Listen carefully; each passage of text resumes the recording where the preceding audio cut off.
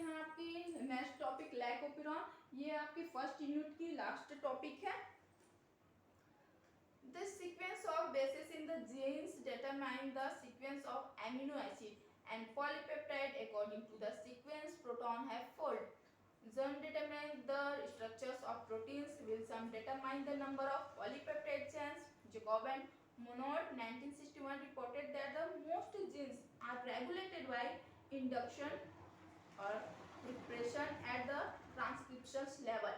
To explain the action of induction and suppression, Jacob and Monod present the operon model for regulation of gene action by studying the lactose operon of E. coli, the part of the chromosome of E. coli whose mutations the ability of use lactose. आपके जो jeans में क्या होते हैं, क्षारों के क्रम होती है, जो सीक्वेंस होती है उन पॉलीपेप्टाइडों में एमिनो अम्ल का एक सीक्वेंस निर्धारित होता है। साथ ही साथ इसी क्रम के अनुसार ही प्रोटीनों में भी फोल्डिंग होती है।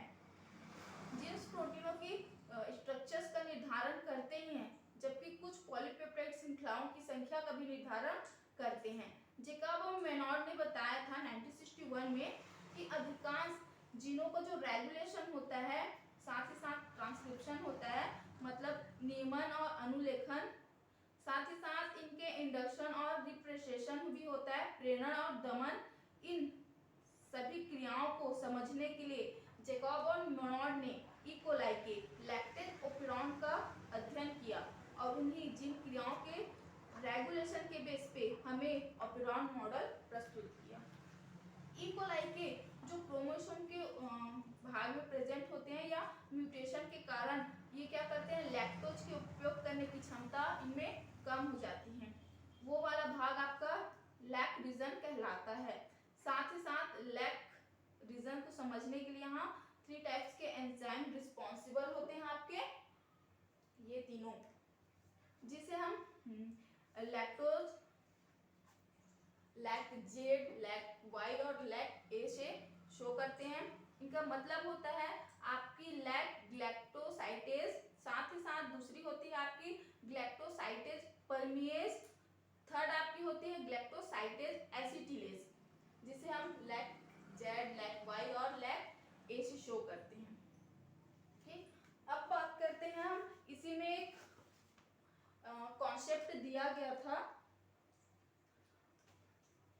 ये देख लेते हैं, वन जीन वन एंजाइम्स की हाइपोथेसिस। तो gene one and hypothesis, one gene और वन एंजाइम्स की हाइपोथेसिस में क्या थे, जो बेडल और एक्वर्थ थे उनके कंसल्टेट के अनुसार एक्सपेरिमेंट शो किया गया that one of the 6 gene in control many genes are found in DNA in different nucleotide that numbers 2000 nucleotide special types of enzyme and 25 enzyme produced in the reported to make eukaryotic for organism and plants also monocystonic and becomes prokaryotic which mRNA to polysystonic mRNA. Enzyme is formed, then it is called polysystonic operating mRNA. Only the mRNA is removed for all structural. देखिए आपकी एक gene एक enzyme परिकल्पना George और Beadle and Edward Tatum ने दिया था। इन्होंने बताया कि जो न्यूरोस्पोर प्रेसा नामक कवक थे उस पर अपने प्रयोग किया और बताया कि एंजाइम्स का संश्लेषण एक ही जीन नियंत्रित करता है। डीएनए में बहुत सारे जीन होते हैं, डीएनए में बहुत सारे जीन होते हैं ना, अलग अलग जीन में क्या होती है, अलग अलग न्यूक्लियोटाइडों की संख्या भी प्रेजेंट होती है। बात करें आप 2000 न्यूक्लियोटाइड को, तो हम इसे एक जीन कहते हैं। यह एक विशेष प्रकार का एंजाइम प्रोड्यूस करता है जिसमें एमआरएनए पर केवल एक ही एंजाइम बनाने की सूचना होती है। इस एमआरएनए को हम मोनोसिस्टोनिक कहते हैं। साथ ही साथ यूकैरियोटिक कोशिका में जो सभी जीवों और क्या करेंगे, पादपों में मोनोसिस्टोनिक एमआरएनए प्रेजेंट होता है, किंतु बैक्टीरिया में, प्रोकैरियोटिक कोशिकाओं में जो एमआरएनए बनता है वो पॉलीसिस्टोनिक होता है। जब एक एमआरएनए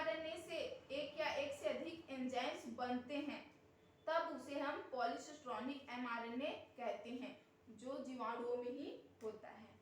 बात करें लैक ओपेरॉन की, तो लैक ओपेरॉन फ्रैक्वास साथ ही साथ जैकब और जैकवे मोनार ने प्रस्तुत किया था। दोनों साइंटिस्टों ने बताया कि कुछ जीन ऐसे होते हैं जो स्ट्रक्चर जीन के कार्यों का नियमन व नियंत्रण करते हैं, लेकिन डीएनए में जो एमआरएनए बनेगा वो एक स्पेशल टाइप का प्रोटीन बनाता है। उस जो क्या करती है, उस एमआरएनए का नियंत्रण करने के लिए यहाँ पे दो डीएनए प्रेजेंट होते हैं, यहाँ बोल सकते हैं जीन।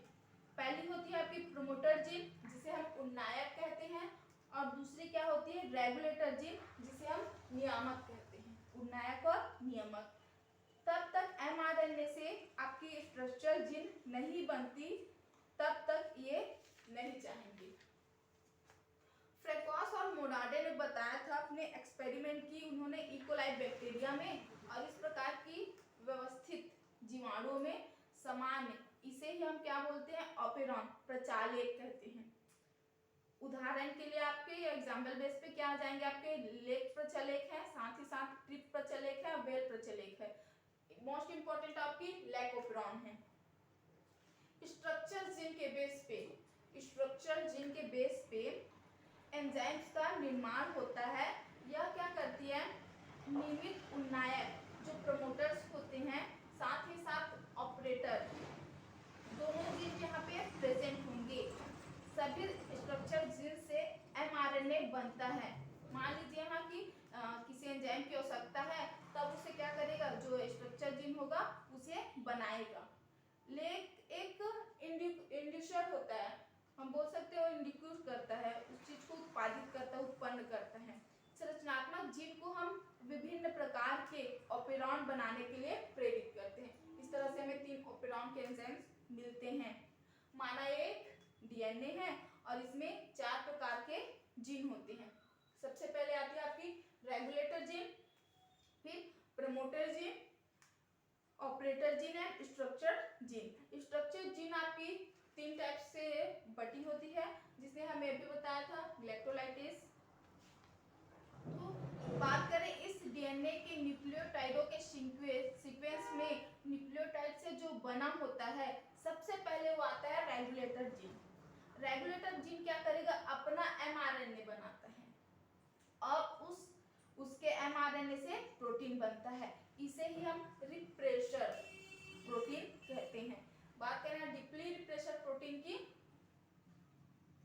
रिप्रेशर प्रोटीन का फॉर्मेशन करेगा, तो ऐसा प्रोटीन जो किसी भी कार्य को क्या करता है, रिप्लेस करता है, तो उसे हम रिप्रेशर प्रोटीन कहते हैं। साथ ही साथ और प्रोटीन जो प्रोटीन बनती है वो चली जाती है ऑपरेटर जीन में। सबसे पहले जाएगी ऑपरेटर जीन में, ऑपरेटर जीन से जुड़ जाता है। प्रमोटर जीन एमआरएनए पॉलीमेरेज से जुड़ने का स्थान इसको क्या करेगा, प्रोवाइड करा देगा। लेकिन जो स्ट्रक्चर जीन होते हैं, इनके मुख्य रूप से एमआरएनए तरह तरह के एंजाइम्स प्रेजेंट होते हैं, जो जीवों के लिए क्या करते हैं, हम बोल सकते हैं जीवों के लिए वो अनिवार्य होते हैं।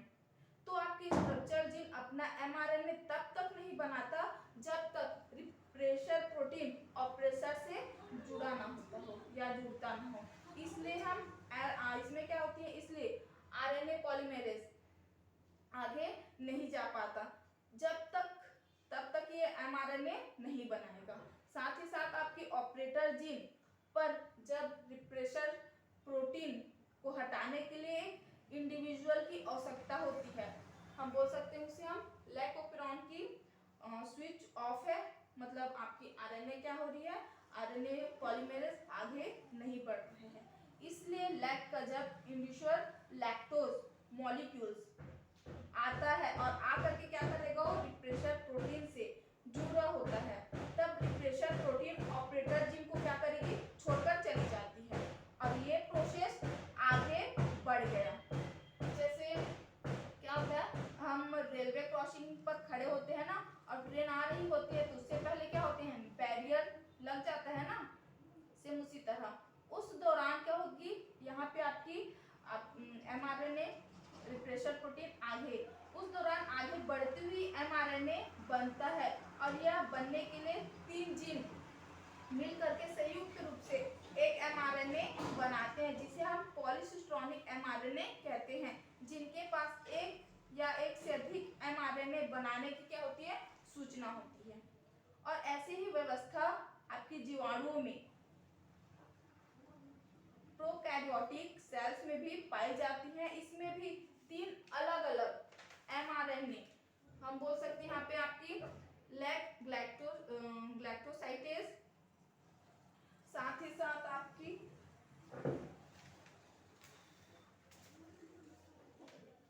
ग्लैक्टोसाइटेज परमिएज, और एक आप लास्ट आपकी ग्लैक्टोसाइटेज एसिटिलेज, लैक ए, लैक वाई और लैक जेड। इस तरह से यहाँ पे प्रेजेंट होते हैं। तीनों रिस्पॉन्सिबल होते हैं mRNA के बनने के लिए। अब जबकि आपकी इंड्यूसर रिप्रेशर प्रोटीन से जुड़ करके रिप्रेशर को हटा दिया जाता है, जब हट जाती है तब RNA पॉलीमरेज mRNA बनाता है।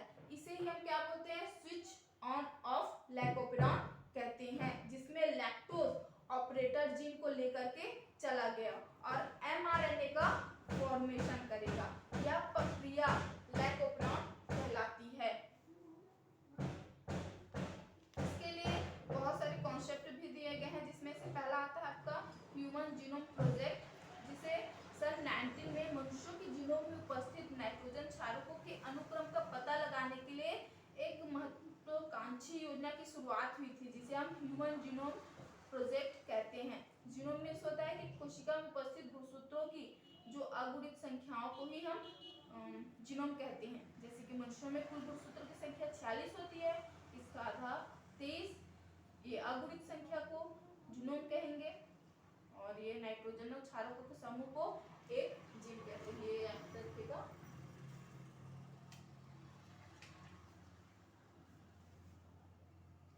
बात करें यहाँ पे एक और टॉपिक आ जाता है पोलैरिटी ऑफ ऑपेरॉन की।